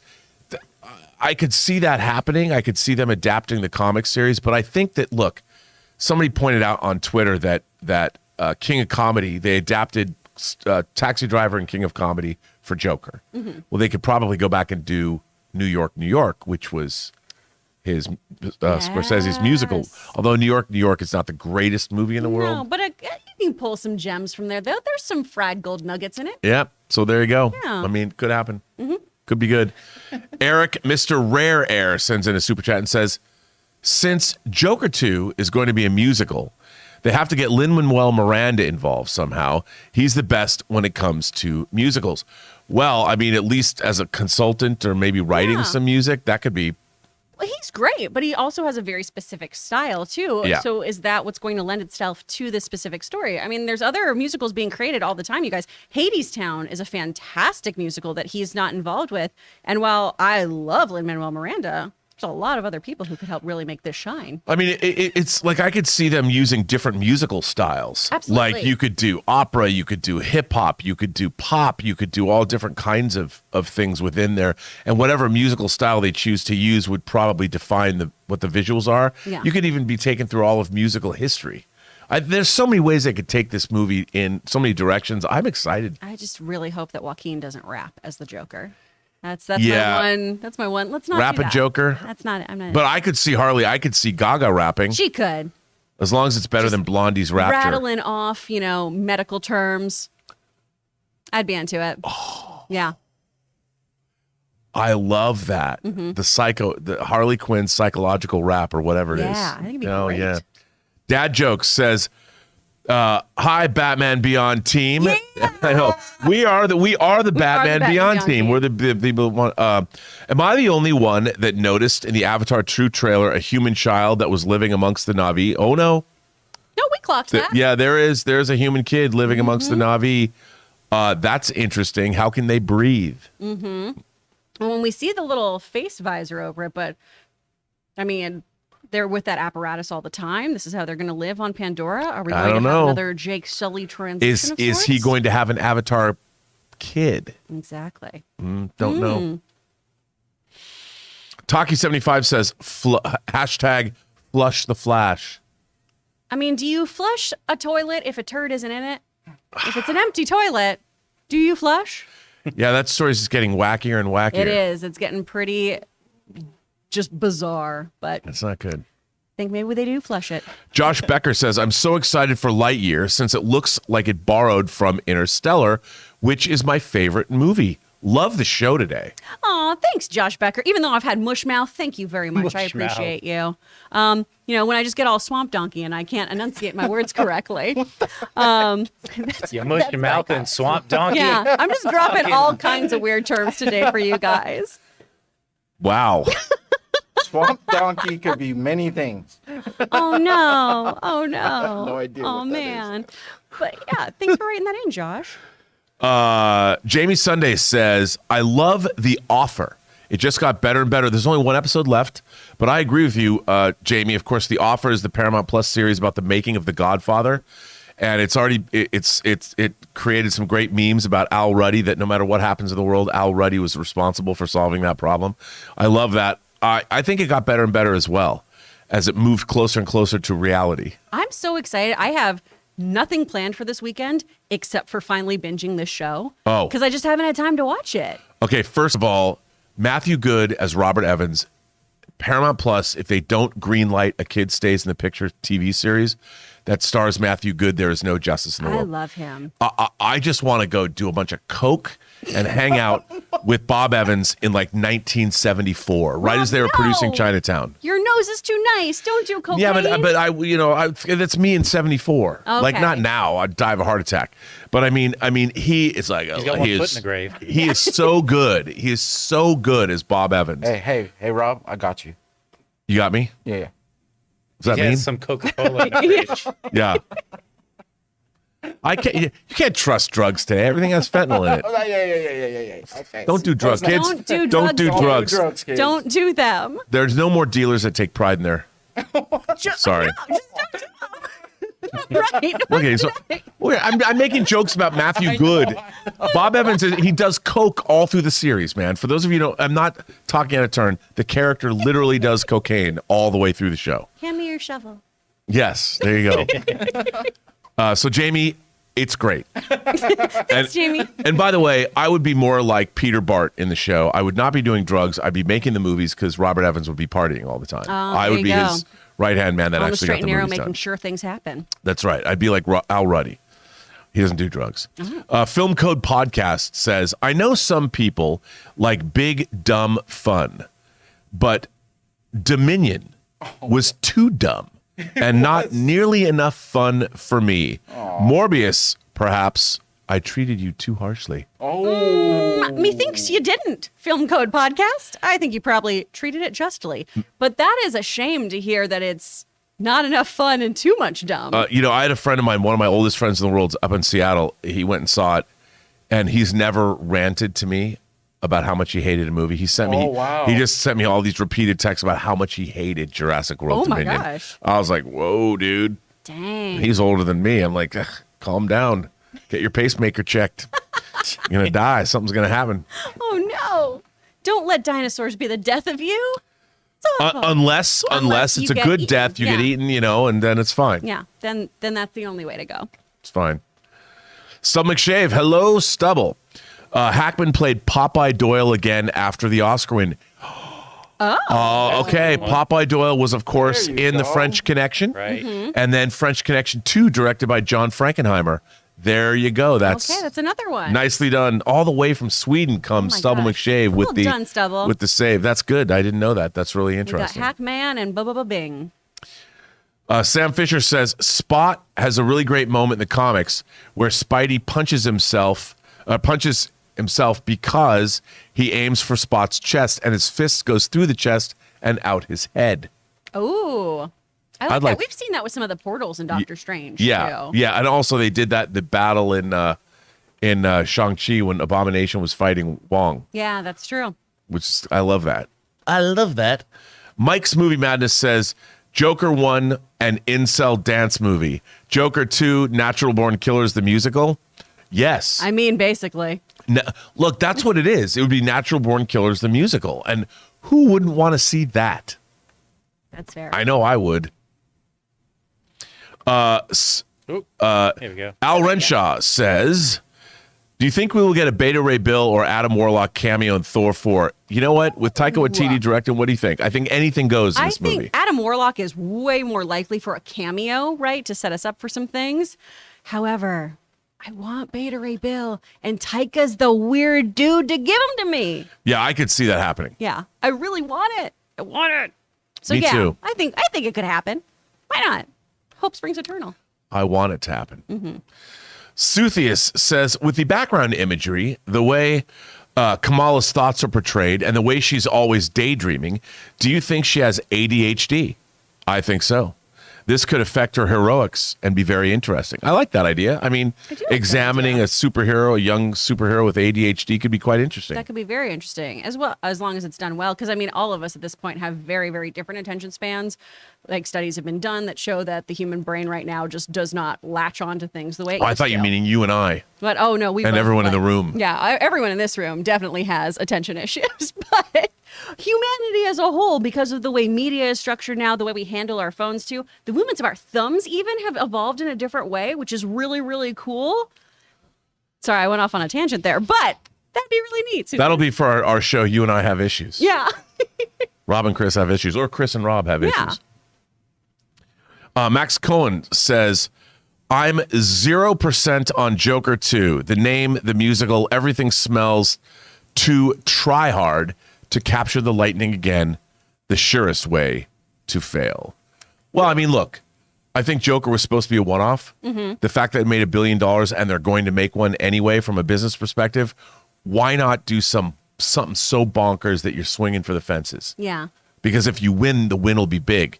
And if you fail, people would say, you know what, making a sequel is a bad idea. So really, you can be sort of unscathed. Can I make a weird objection here? Sure. I hate the term try hard. I understand completely what it's trying to encapsulate, but I hate the term try hard because it became such a common used thing for anyone who just wanted to excel or cared about things. And it's a bummer part of our vocabulary, I think. Well, I don't like to use the word try. You know why? Because Yoda says you Because should only Yoda do. told me not to use that word. Exactly, I don't exactly. try, I do. Exactly. Or I do Do not. hard. Do hard. Yeah, I do. It's Yeah, so do hard. yeah, do hard. I love that. Do hard. That's better. Sam Fisher says, this super chat is dedicated to the legendary comic artist Tim Sale. Oh, who is in the hospital in severe condition. Oh, no. I can't lose another artist this year, man. Sam, I did not know that. Me neither. Tim Sale I self-published a comic book, I didn't know a that. 4-issue comic miniseries called Living in Infamy, and Tim Sale did the cover of issue 4. Oh, wow. So I've actually paid Tim Sale a great deal of money. It's a great cover too, by the way. So speedy recovery to Tim. I didn't know that. I hope his condition isn't that serious, and I hope he gets out. I've only paid Tim Sale respect. He's an because, incredible, man, incredible artist. Everything. Catwoman Win in Rome is so stunning. Spider-Man Blue. I mean, obviously, Long Halloween and Dark Victory are just gorgeous things that he did with Jeff Loeb. It's funny because I literally was holding on to that. There's no reason for me to have had that cover yesterday, but I was moving stuff around in my Robservatory, and I moved that original artwork where all the covers of Living in Infamy were, and I was holding his art yesterday, his original art that he drew. So I didn't know that. Yeah, all our best wishes to Tim Sale. Yeah. Speedy recovery. Shout out to him. By the way, that was a nice gesture, Sam. Yeah. The Robo producer sends in a super chat and says, Top Gun Maverick and the team there is about to be in a lawsuit. I've now heard the movie may be pulled from theaters. Say it ain't so. # Team Cruise. Is this the same lawsuit that we talked about with the rights? Yeah. Okay. No. It's not going to get pulled from theaters. Well, in my opinion. Here's the thing. The movie was finished 2 years ago before the rights lapsed. Exactly. So I think there's a case to be made that maybe this is a big nothing burger. Yeah. I'm sure there'll be some sort of payout and everything. And I got a lot of flack for this of saying this feels tacky, because it does. It just feels tacky. That doesn't mean it's right, wrong, anything like that. I can just say how I feel. It's kind of what I'm paid to do on this show. Right. But that's the bigger issue is legally, do they have a foot to stand on with Yeah. this? And arguments can be made on both sides. Well, also, I don't think anyone was trying to steal or take something away No. from anyone else. No. You know, I mean, this is a unique case. 36 years after the original, it was supposed to be 34 years after the original. So when they made the film, the lawyers probably didn't think there was a problem. No, not at all. It was all vetted, but now it took 2 years to get released. Exactly. So- because it does feel like something that was a major lapse on the studio's part of checking to make sure that the rights were still there. And they probably did and thought, okay, we've still got him. Exactly. All right, what's next? Fredo Valcos says, we are still waiting on season 3 of One Punch Man. Yep. Now they want to make a live action movie? They better bring every character from the show. Oh, that's so many. But in a film, is it going to feel like a whole bunch of just member berries and cameos thrown in there, or is it going to feel well executed? A very good question. Thanks. That we didn't answer. Al Renshaw says, do you think Zaslav could reach out to Peter Rice to be the head of Warner Brothers? Oh, I think that could absolutely happen. You know, reading more and more about the fallout of this Peter Rice dismissal, I've read a lot of different takes. Different executives have weighed in. I think it was a bad move. And once again, you know, Bob Chapek's situation, he hasn't got his contract renewed. Yeah. It feels very... Yes, Ray? I just thought about it. Can we go back to the Fredo's question? Sure. You know how Bullet Train, what we saw, you know how they introduce characters with a little splash screen with their name? They do that in the anime of One Punch Man. If you ever meet a new hero and there's someone worth mentioning, they'll put their hero card up with their grade, what they do, their name. Yeah. They could possibly do it that way because at that point you don't care their backstory. You know who they are, what they do. And that's what most of the heroes are introduced as or like in the show. That's a great point, Ray, because it's in that, it's in Food Wars, it's in My Hero Academia. Yep. I think that's a really smart move to bring in Just focus here. on Saitama or Hawaiian Punch Man, Hawaiian Punch Man. and they'll be fine, I think. Are you down with that? So you're I'm good? down with that. I'd be okay with that. I think that's a good move. It brings more of that Japanese influence in there too, and sensibility. Absolutely. Johnny Mac says, watched I gave you the watched Dash Cam about a week ago. What are your thoughts on the found footage flick and its controversy? I don't know about this. I Sounds haven't good. seen this, but dash cam found footage sounds like it's probably very horrific footage. Yeah. Like VHS. I'm watching this today But like if it's dash on cam. TV or whatever. You know, I was never. I thought found footage like for Blair Witch was really good. I liked a lot of it, and it can be done. And Paranormal Activity, I thought was great, even though it wasn't really found footage, but Just a bunch of baby monitors, basically. yeah. I mean, I think the found footage genre can be done quite well. Yeah. I mean, I still think there's a lot of life left in that genre. If Did it's you guys? Oh, sorry, Rob. Oh, go ahead. I was just gonna say, did you guys hear about this film? No. Is that No, on your I radar haven't at all? heard of it. Yeah, I'm actually interested because I hate to say it, but if there's nothing on YouTube and I need something that like playing in the background, crazy car crashes, like compilations all day. You have to explain this to me because Logan and Tiffany watched this too, and I It's- don't understand it. It's just like idiot drivers, and I like the ones that are based in North America because sometimes the rules in other countries, Yeah. I wouldn't be able to drive in some of those countries. man. but the Russian dash cam videos Yeah, those ones have are the crazy. most We watched epic. Those ones are Because I bet crazy. they're like drunk half the time. Oh you know. man, I'm just already such a bad driver. I don't need to see what my future is. I don't even know where that's playing, or I should look. I have a computer. Yeah, I don't know. I'll look it up. I don't know if there's a controversy about this movie in particular, or is it the me found look. footage genre in general? I don't know. I'll look it up, and you guys could. Get back to us, awesome. Thanks, man. Ray. Come on, check in with us. What else do we got going? Oilers Workshop. Rob, I got my Django Fett hot toy, and I'm building a Mando's only display. Who cares about movies? Let's talk about hot toys or the movies we want hot toys from. Oilers Workshop. First of all, you, son, picked the wrong property to buy things from because they are milking that. Yeah. I look at my own but my own Mando collection is past $3,000, I think. What? Yeah, it's not good. That's bananas. I mean, it's either good or not Yeah. good, depending on how you. No, I'm a huge fan, but I have to say this: I miss the fact that I don't think we're going to see Hot Toys branching out much.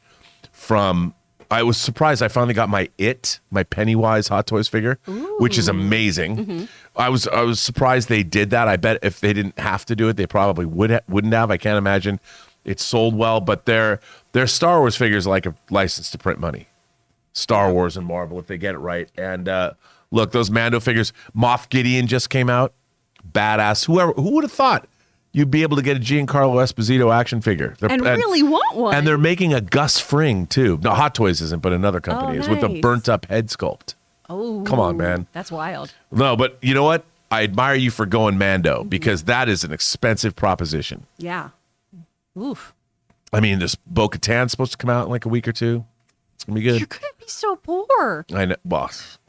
I already am, but I'm rich in spirit. Oh, that's nice. Future Millionaire sends in a super chat and says, "Joker 2, the musical, the sequel we deserved, but not the one we asked for. Ooh. But sometimes we get what we deserve. Mm-hmm. You can't always get what you want, but if you try sometime, you just might find you get what you need." Well done. If we sang that, we would have been demonetized. Exactly. Collins E says, "Joker 2, the greatest joke man." Come on, that'd be good. John would love that too. I love The Greatest Showman. And you know what? If we can make P.T. Barnum look like a great guy, Oh, wow. what we could do here. Come on, children. Come under my tent. I'm the Joker. Oh, no. So scary. Okay, so anyways, Dashcam is a 2022 movie. It's directed by Rob Savage, Blumhouse. Looks interesting. I think I might check it out, but we have to pay for all of them right now. Like on Amazon, yeah, you can rent it. I'll just wait for it to, Be on hopefully Campea be free. free. Yeah, I can't. The Campea Plus channel. Yeah. You're going to go over to the Campea Plus channel and watch it? Yeah. Yeah, okay. It's good. Stub McShave says, legendary character actor Philip Baker Hall passed yesterday. Very few knew his name. Everyone knew his face. Both John and Philip were in Zodiac. Philip Baker Hall was in Zodiac. Philip Baker Hall was one of the great character actors, and he starred in Paul Thomas Anderson's first feature. It's called Hard Eight, but it was originally called Sydney, and it was about his character. Philip Baker Hall was in Seinfeld. He was in Magnolia. He was in Magnolia. He was in Boogie Nights. Modern Family more recently, too. He has one of those great voices, and he always played like he played Nixon. I want to say Nixon, like Open Secret. Was it called Open Secret? He was an incredible actor. And I love him because he kind of had that hangdog expression, but he had that great voice. I mean, he always played like politicians or I love that guy. Yes, he passed great. away. Yeah. That should have been an off the top. We should have made that an off the top. Oh, no. Philip Baker Hall. Rest in R.I.P. peace. Yeah. Thanks for that, Stubble. Adam Henson, pardon me. In regards to the Ezra Miller yesterday situation, I think it's important to highlight that this is someone's child that's missing. I hope she's okay, and I hope Ezra, despite his antics, is okay too. We hope everyone's okay, Adam. Yeah, I think he's right. I will say, of course, this is somebody's child, but this is somebody who is 18 now. Right. So that also does throw a wrench in all of the situations here on how this is handled.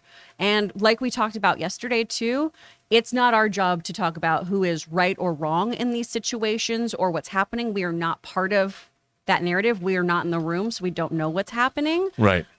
We just want to talk about how it's going to pertain to a movie that may or may not exist. No, and I mean, from an entertainment business perspective, I think this situation is fascinating. Absolutely. And while I don't like to benefit or use this, I don't want us to seem like we're insensitive. Yeah. But this is a situation from a studio perspective where $200 million have been spent.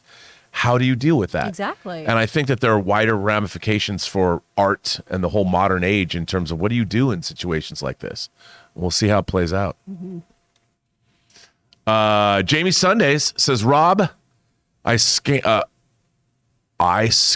the 35 millimeter print of Star Wars in 4K. Slide into my DMs and give me a link, bro. Come on. Now, if you scanned, are you doing? Did you do official color correction? If you scanned a print of Star Wars in 4K, I would very much like to borrow that file. Wow, that's exciting. Nice. How do you Well done, hook Jamie. me up? Burnett RM on Twitter. Slide in my DMs; they're open. Fredo Valcoz says, "Rob, what's your favorite Gigi Allen song?" Well, I have to say, Fredo, I am not up on my Gigi Allen. I've seen the documentary, hated. As a matter of fact, I owned the documentary for a while, but I don't know his songs. I've never listened to a G.G. Allin record. I've never had a recording of his. I've just watched Hated. And I got it because Chris Gore is a friend of mine and Film Threat put it out. Oh, nice. Put it out. And yes. So that was a movie that they were selling a lot in like, I want to say the 90s and the aughts. Okay. I think they remastered it in 2007 or something. So I couldn't tell you a G.G. Allin song. Nor I. I'm not one of those guys that's going to lie and bullshit you. I don't know his discography. But that movie, I don't even think I could have gleaned the name of a song after watching that movie. So there you go. But I recommend everyone do so because it's amazing. Jermaine King says, take a deep breath, Chris. You got this. Aw. P.S. I'm excited about the Joker musical. This Joker was never comic book Joker, so fans shouldn't expect his second film to be comic book Nice. Joker. Well, I think yeah. that's a really great point. It's What do you an think? excellent point. I think so too. It's its own entity, right? Todd Phillips did something very different with it. Joaquin Phoenix did something very, very different with it. And that's why it's its own little entity. It's its own little island floating out there. And thanks, Jermaine. We got an email from John at like 4 a.m. that he was feeling sick after I had, a 13-hour day. So it's not that I need to take a deep breath. I need to take a deep sleep. Yeah, I was But deep thank into a you. 750 milliliter bottle of Jameson. No, I'm kidding. I'm I kidding. got invited I out was- for drinks too, and I'm really glad I didn't go do that because Yeah. this would have been even worse. Wouldn't have been good. Yeah. Wouldn't have been good. We couldn't have been as witty as we are now. No. Sam Fisher says, I don't know how many Lucy and Desi references are in Star Trek, but I would love if we heard about a ship named the USS Ricardo. Maybe captained by Admiral, does that say Admiral Ball. Ball? Admiral Ball. But then people might think it's Ricardo Montalban. Well, yeah, that's the Ooh, thing. yeah. I mean, for those of you who don't know, Lucille Ball and Desilu Studios, they were basically the people that got Star Trek made. And kudos to her. So if there was no Lucille Ball, there would be no Star Trek. This That's is true. crazy. I didn't know that. It's true. I think Admiral It's Ball. and when I say it's true, He means it. actually true. I think Admiral Ball. Too many people would giggle at. yeah, they probably would. Yeah. But the USS Ricardo, I think that I mean, I like that idea, but like you said, Jonathan, people would think that it's either Ricardo Montalban or something else. Yeah. But hey, I'm all for that. I'd do that. What's next? I think they should have the USS Roberto. Ooh. You know, that's just me though. Clarence Searles, is that Searles? Doing a great job, Chris and crew. Aw, thanks, Clarence. We appreciate that very, very much. We always love when you guys stick it out with us too on days when the John Campea Show is sans John Campea. We hope you have fun with us. And you just never know what's going to happen. Exactly. It's like Surprise Day on the Mickey Mouse Club. It is. Nick's Book Club says, question for Rob. Not to get too off topic, but I know you're a bookworm. Have any thoughts on Don DeLeo, Thomas Pynchon, and Donald Bartholomew? Okay, I've read Gravity's Rainbow, and Don DeLeo I'm a huge fan of. As a matter of fact, you know what? Now I know what my most eagerly awaited movie is. Noah Baumbach has adapted Don DeLeo's novel White Noise. Ooh. And I hear it's bonkers. I interviewed one of the costume designer for it. Over Designing Hollywood? Yes. Okay. And so Don DeLeo, and by the way, Don DeLeo's book Underworld or The Falling Man, but White Noise is a great book. That was one of the books I've in my life. There's not very many, but it was a book I read in one sitting. Oh, nice. That's my most eagerly awaited movie. Gray, does Noah Baumbach's White Noise, is it supposed to come out in 2022? Because if it does, that's the movie I most eagerly await. That's the movie I most want to see. Check it out right now. Oh, thank you, Ray. While we're looking that up, we can move It on. says 2022. Oh, yeah? It does say, okay, there you go. Perfect. That's my most eagerly awaited movie. I know the people are going, what? But Check it you got to out. read the book. And Underworld is another great Don DeLeo book. Like Kate Beckinsale Underworld? No, Okay. it's very different from Kate. Okay. Don DeLeo's Underworld, starring Kate. Well, I mean, she could be in a movie version of it, Oh, okay. but it's very different. No werewolves in that one? No. Oh. Well. Well, no, there are not. What's next? Cali Royale 92 says, been here for 3 months. Love the show. Are you guys excited for Obi-Wan? Was episode 4 so bad that it can't be salvaged? P.S. You guys did great today. Aw, thanks, Cali Royal 92. I appreciate that so much. I mean, episode 4 was not great. It was not awesome. But anything can be salvaged, right? I mean... Yeah, I mean, I haven't hated it. I was disappointed. I was annoyed. Yeah, the series overall has been disappointing to me because I feel like they didn't tell the story that I wanted. You know, I don't want to be one of those guys like the movie wasn't what I wanted it to be. Yeah. But I'm like, I don't think it's even what the character wanted it to be. I mean, Obi-Wan Kenobi is suffering not from PTSD, he's suffering because he's suffering from survivor's guilt. Exactly. I mean, everything that he worked for, that the Jedi were completely, they allowed this great evil to grow amongst them, and his Padawan was now He's the face of that evil. Face of that evil, and what happens to you? And for 10 years, he's been in exile, essentially, self-imposed exile, and dealing with that kind of guilt. And, you know, going and rescuing Princess Leia is not the story that I wanted to see told about that character. I agree. And I'm hoping the next 2 episodes we have will go into the disappointment of disappointing his master, disappointing his order, being disappointed by that order, and then feeling like he's let down not only his chosen family, but the galaxy as a whole. I mean, he's got the weight of the world on his shoulders. Yeah, that's Chris, the story I wanted to see. That's much more compelling to me. And you can have all this other stuff in here because I love baby Leia. I think she's perfect and she should be protected at all costs. I just don't need Obi-Wan getting her all the time. Yeah, twice in 2 episodes. Yeah. But there you go. Oh, and thanks for being here for 3 months, Callie. That's awesome. Thanks for sticking around with us. We appreciate you. Yeah. Is this Pilot Buoyant? Pilot Buoyant? Oh, yeah. Pile Buoyant. Buoyant. With Lightyear being banned in other countries due to same-sex kissing, should the rating system force family film to warn about LGBTQ scenes? Why would you warn anyone about an LGBTQ scene? Why does there need to be a warning for that? There doesn't need to be. Also, I mean, you know, I don't think it's up to us to, I would hope that we would not change the content of our material to appeal to other countries' morality. Yeah. You know, I mean, it's first of all, I have to say that the representation in Lightyear was beautiful. Yeah.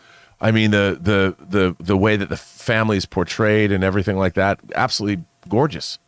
And that's even that you, it's the point of the story that I think is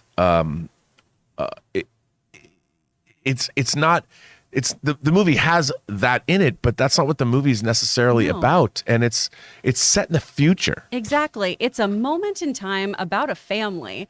And if you are more hung up on 2 people of the same sex kissing than you are about the greater scientific plight that is happening in this film, you're missing the mark and you're not paying attention to what's important. Yeah. Also, it's Pride Month, so this is a really great time to go educate yourself about all kinds of families and all kinds of love. That's right. That's good to know.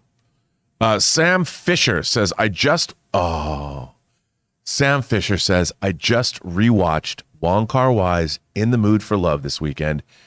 It is maybe my favorite romance movie after the Before trilogy. Sam, would it surprise you to know that I have the Criterion box set of Wong Kar-wai's movies? Probably not.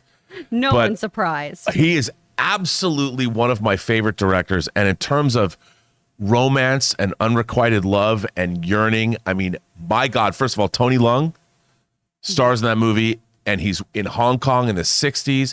He's wearing linen suits in the rain.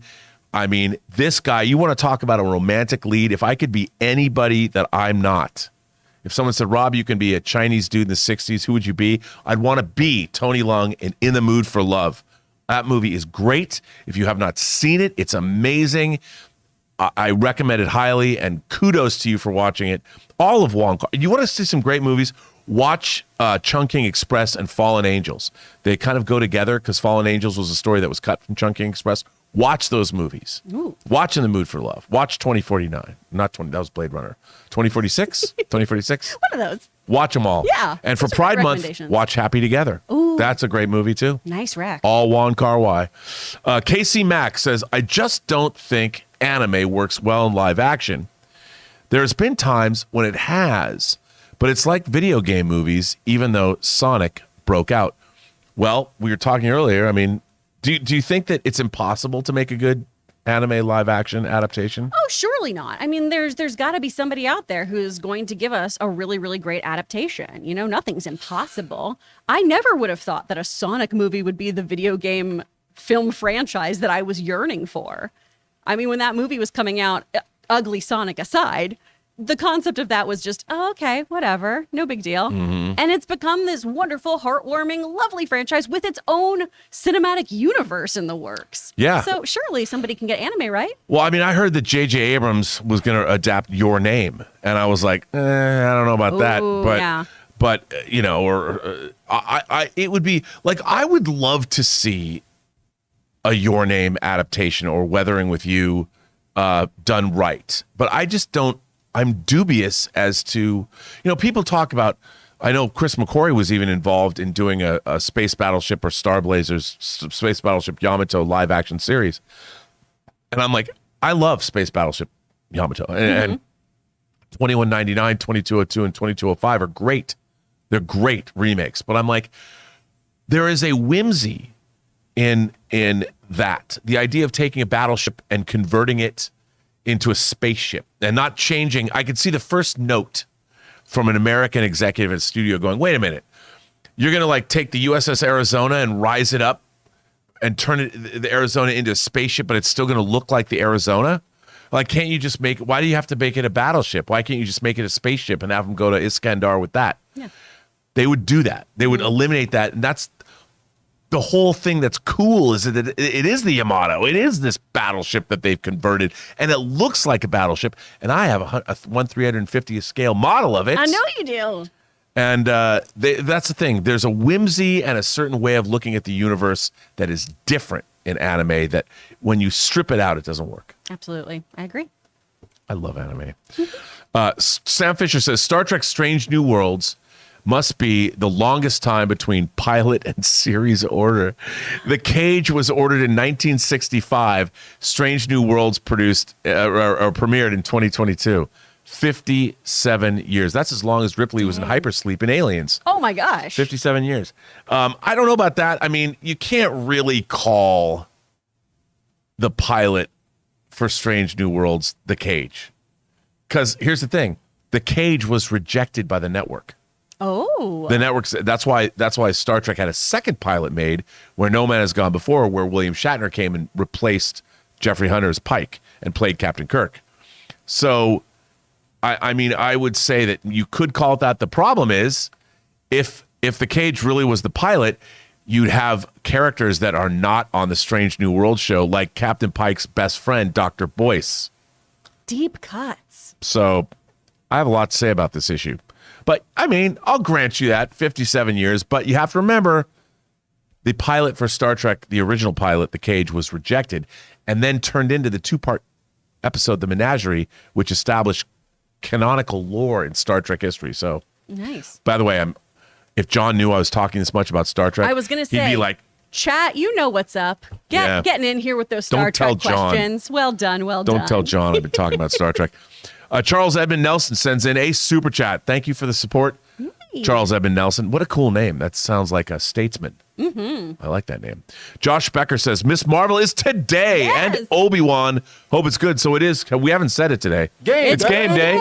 Yeah, it's a long game day because we got a twofer. A twofer. We got a twofer now, which I'm much more excited about Ms. Marvel.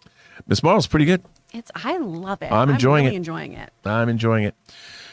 Jamie Sunday said, I also, see, I can sing people's names. Nice. I also bought a 16 millimeter print of Fruitville Station. How interesting. You have that, you scanned, but Fruitville Station you can get. Look, Jamie, I'm not kidding about this 4K scan of a Star Wars print. No, I'm serious, man. Hook Very me up. focused on it. I'm very focused on it. You know, there's business to be done, if you know what I'm saying, and I think you do. Especially if it's the original version. Mm-hmm. I mean, it can say A New Hope on it, but if it's the original, unmolested pre-1997 version, it could be great. Why are people molesting the footage? Well, they turned it into the special edition. They added that's Jabba fair. the Hutt. You know, That's fair. there is no CG in the original Star Wars. Now there is. Pew. Not in Jamie Sunday's print, though. Nice. FangBlaze71 sends in a super chat. And thank you for FangBlaze71. That sounds like a great stoner convention that happened in 1971. That sounds like a fun Vampire pop punk band. Stoners. Yeah. FangBlaze. Wizzo, is it Wizo? Wizzo sends in a super chat. Is that the end? Thanks so much for all your support, guys. No, And no, then no, no, we've got no. a member I got thing from two. Ray. Yeah. I got 2 of them. Sorry. No, you're all good. No. Stephen D. Lint Waters says, I'd love to see a Joker musical in the vein of Sweeney Todd. Mm-hmm. Love musicals. And I also got another one from one more. James Wheeler. He says, hello, everyone. Rob, I love the fact that you brought up Umbrellas of Cherbourg. Now I want to see Catherine Deneuve. as Harley. Well, I would like to see Catherine Deneuve in anything. She's just a little old now. Catherine, for those of you who don't know, Catherine Deneuve is one of the goddesses of French cinema. She could do everything. She could do a musical like the Young Girls of Roquefort. She also was in The Hunger with David Bowie. That begins with Bauhaus playing Bela Lugosi's Dead. It's like the Bela Lugosi's Dead is like the Stairway to Heaven for goth. She's amazing. And speaking of the Sweeney Todd thing, I saw that at when it was I forgot what theater it was. I saw the performance of that, and yeah, that could come out pretty good if they actually took some. And then Tim Burton directed the movie, right? Yeah, Johnny I Depp? saw that too. Yeah. Yeah.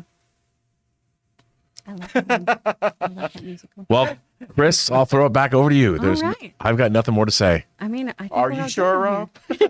I think that will do it for us today on this installment of the John Campea Show. So thank you so much for sticking around with us, guys. We really appreciate it. Be sure you stay tuned because we are going to do a mailbag this afternoon. We are. So that will be out today as well. I want to thank everybody in the room, first starting with Mr. Robert Meyer Burnett. Rob, where can people find you? Oh, in the Nut House. No, you can find me on Twitter at BurnettRM. Find me on Instagram at RMBurnett. Find me on my own YouTube channel, The Post Geek Singularity, or at postgeeksingularity.com, where you can send me a letter. Yeah, or get in his DMs if you have really cool footage for Yeah, him. if you have a 4K transfer of Star Wars, please slide into my DMs and tell me where I can download it from your Dropbox. Exactly. And Mr. Ray Ora, where can people find you? Not driving for the next 2 hours, I think. 2 or 3 hours. Ray Ora with a 0. Nice. All right.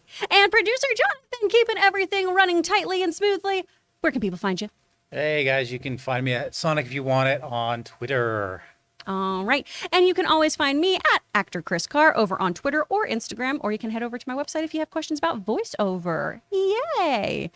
Well, thank you so much for being here, y'all. We really, really appreciate it. We couldn't do the show without you because you send us our topics. You keep us rocking and rolling here, and we couldn't do it without your support. Even when you don't agree with us, we really, really are happy that you're here. Okay? So thank you so much. And until next time, guys, bye-bye.